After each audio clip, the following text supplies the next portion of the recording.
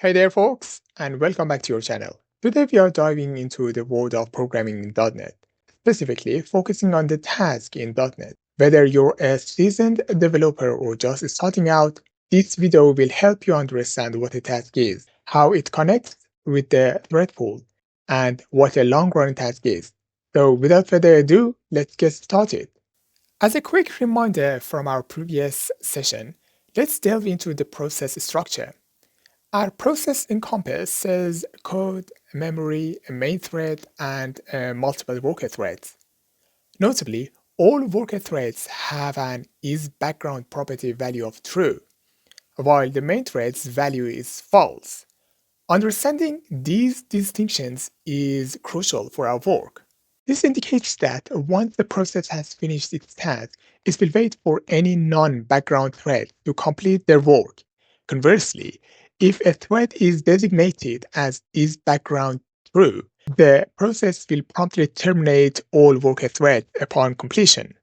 In this approach, the CLR is responsible for managing all the threads. Creating and removing a thread is a costly task that should be avoided. To address these issues, Microsoft introduced a thread pool. The thread pool acts as a resource manager for threads. When a process starts, the Common Language Runtime (CLR) allocates threads from the thread pool, ensuring that your application's performance stays smooth and responsive.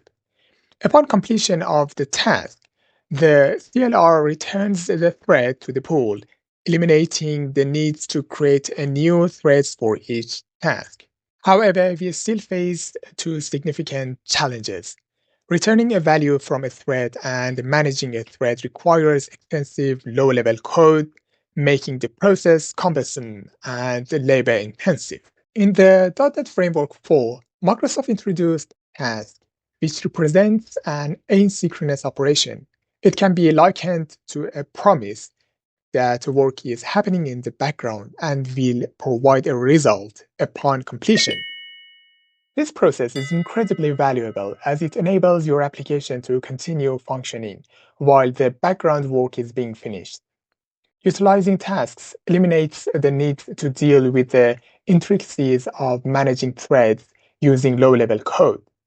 With Task, we can effortlessly handle thread management and the retrieval of values from threads.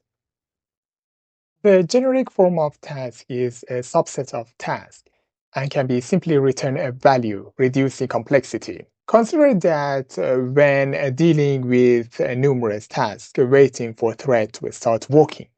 In this case, CLR is in charge of allocating all available threads in the thread pool to these tasks as necessary, ensuring that each task receives its own thread when requested. Once the task is finished, it will be placed in the completed job queue, and the thread will be released back to the thread pool. It's important to note that tasks are inherently short-running, so completion shouldn't be time-consuming. The purpose of this action is to utilize a thread for a brief period and then promptly release it, ensuring that the thread is swiftly returned to the thread pool. Sometimes we encounter long-running tasks that require significant time to complete. This can pose a problem when we have multiple long-running tasks, as they may consume all available threads in the thread pool. At some point, all the threads in the thread pool may be occupied by long-running tasks. This means that other tasks have to wait until a thread becomes available before they can start working. As a result, our application becomes unresponsive, which is not ideal. To resolve this issue, we have two approaches. Let me redraw the process, taking into account the mix of short-running and long-running tasks. One possible solution is to establish a separate thread pool, specifically for handling long-running tasks. This would ensure that all long-running tasks are assigned threads from this dedicated pool. Another approach could involve increasing the number of threads in the existing thread pool and allocating them specifically to handle long-running tasks. We can achieve long-running tasks by passing the task creation option dot long running argument to the thread.factory start new method. This allows CLR to automatically handle long run tasks. While the approach mentioned has its merits, it may not be the optimal choice when utilizing ASP.NET. In ASP.NET, a background service is often preferred, and we will delve into this in more detail in subsequent videos. Moreover, it is advisable to use task.factory start new only when fine-grained control over task creation and execution is necessary. Another important point to note is that we now have the ability to wait for a task by using wait method. When the task is completed, the process will resume and the thread will be returned to the thread pool. The wait method will essentially block the thread until the task is completed. Once the task is done, the compiler will continue with the remaining code. This is an upcoming topic of async and await, which we will cover in detail in the upcoming videos. Up to this point, we have learned how task simplifies thread control by removing the need for low-level code. We've also seen how it enables us to return values from threads without complexity and handle long-running tasks with thread.factory. Additionally, we've learned how to use the wait method to wait for a task to be completed.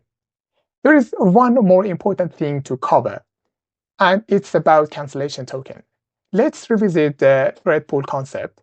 As mentioned before, in the thread pool, we have many vocal threads with the isBackground equal true value. This means that the process can cancel them at any time. This is just the beginning of understanding the cancellation token. In the next videos, I will delve into it in more detail to provide you with a better understanding of how these threads can be canceled at any time. Thanks for watching today's video. I hope you found the explanation helpful and feel more confident using Task in your project. If you enjoyed the video, please give it a thumbs up and remember to subscribe for more programming tips and tutorials. See you next time.